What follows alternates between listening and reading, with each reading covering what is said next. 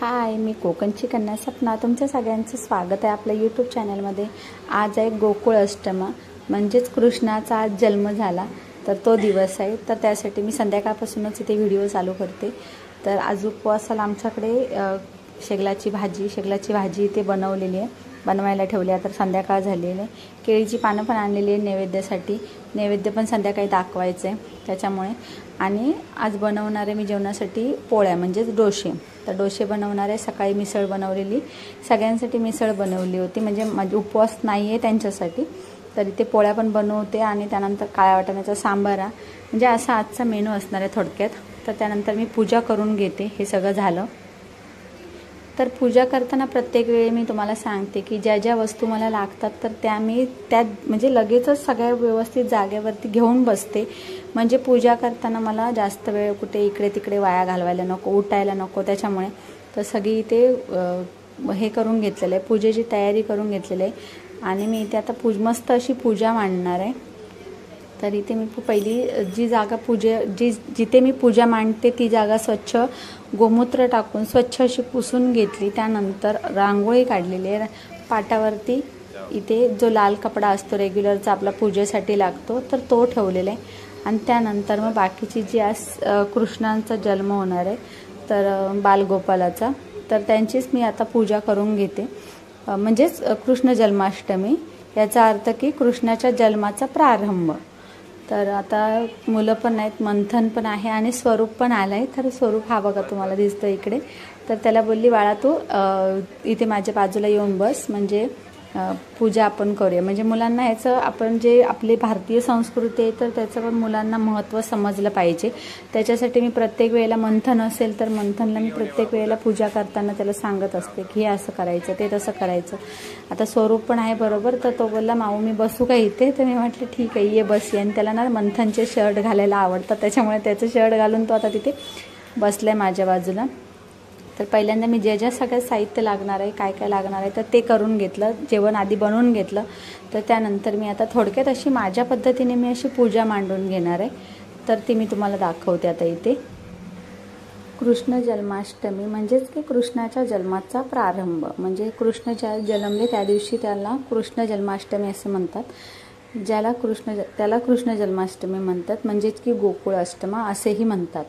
तर हा वार्षिक सण हा जास्त श्रावण महिन्यातून येतो। आणि श्रावण महिन्यात कृष्ण अष्टमी या तिथीला मध्यरात्री रोहिणी नक्षत्रावर मथुरेत कंसाच्या बंदीशाळेत श्रीकृष्णाचा जन्म झाला, म्हणून त्या दिवशी आनंदोत्सव असा साजरा करतात। तर जन्माष्टमी त्यासाठी साजरी करतात। तर मी इथे पहिल्यांदा आधी रांगोळी काढून घेतली, त्यानंतर पाठ ठेवला आणि मग आता श्रीकृष्णांना दही, दूध आणि पाण्याने अशी आंघोळ घालून घेणार। म्हणजे पाणी घातलं की परत दही घालणार, मग परत पाणी घालून परत दूध घालणार, अशी मी इथे आंघोळ घालून घेते त्यांना। तर माझ्याबरोबर इथे स्वरूप पण आहे। तर स्वरूप म्हणजे दोन दिवस झाली स्वरूप आला इकडे। तर मंथन पण आहे। तर दोघे मिळून आता मी बोलली माझ्या हाताला पकडा, म्हणजे मी तुम्हाला इथे अभिषेक केल्यासारखं। त्यांच्याकडे दिलं असतं तर त्या लोकांनी परत इकडे तिकडे सगळं टाकलं असतं, मग परत म्हणून मी त्यांना बोलली की इकडे तिकडे पाणी सगळीकडे सांडलं असतं किंवा दही दूध सांडलं असतं। म्हणून मी त्यांना बोलली की तुम्ही नको, मग माझ्या हाताला तुम्ही पकडा, आपण इथे अभिषेक करूया बाप्पांना। आणि मग मस्त अशी आंघोळ त्यांना घालूया, थोडक्यात की आंघोळ घालूया। परत चांगल्या पाण्याने इथे आंघोळ घालून घेते। आणि त्यानंतर मंथन बोलला की मम्मा मला पुसायचं आहे, तर त्याला म्हटलं ठीक आहे तू पुसून घे। आणि आता बाप्पांना म्हणजे श्रीकृष्णांना आता इथे आसनस्थ करण्यापूर्वी थोडंसं मी आधी डेकोरेशन करून घेते। म्हणजे कोणते काय असेल ना, आपण बोलतो ना की डेकोरेशन, तर माझ्याकडे इथे पाळणा नव्हता, म्हणजे जो पाळणा असतो ना तर तो पाळणा नव्हता। तर त्याच्यामुळे मी इथे पाटावरतीच आता त्यांना इथे अभिषेक करून इथे आसनस्थ करते। त्यानंतर त्यांना वस्त्र जे आहे माझ्याकडे जे रेग्युलरचं असेल ते घालते, त्यानंतर चंदन लावून आणि मस्त अशी त्यांना आता आंघोळ घातली।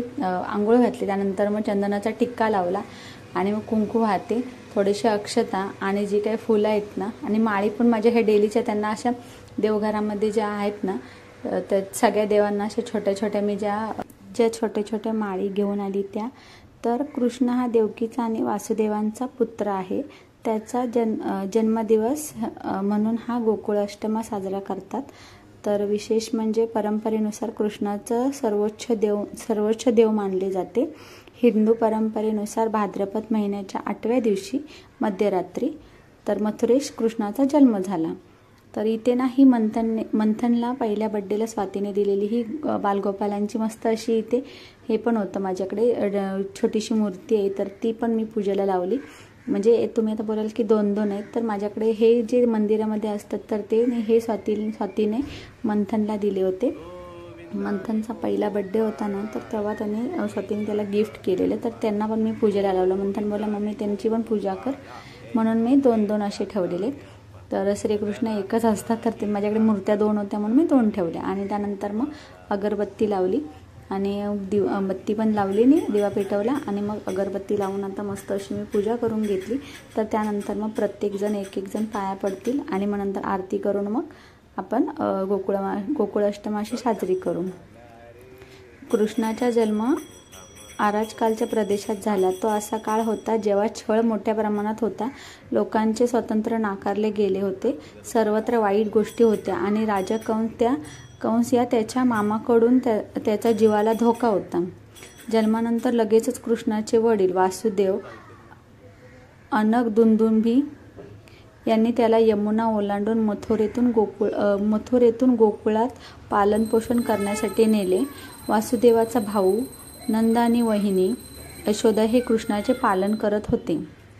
कृष्णासोबतच त्याचा मोठा भाऊ म्हणून सर्प शेष बलराम देखील अवतार घेऊन पृथ्वीवर आला होता, जो वासुदेवाची पहिली पत्नी रोहिणीचा मुलगा होता। आणि अख्यायातील जन्माष्टमीला लोक उपवास करतात आणि आपण पण अशाच पद्धतीने मी इथे उपवास केलेला आहे। त्यानंतर इथे जी माझ्याकडे आहे छोटीशी अशी इथे एक फ्रेम आहे म्हणजे मंदिरामध्ये, तर त्यांची पण मी पूजा करून घेतली आणि खूप मन प्रसन्न असं वाटतं। आणि पूजा असेल जेव्हा काहीतरी उपवास असेल ना, तर तेव्हा खूप मन प्रसन्न होतं।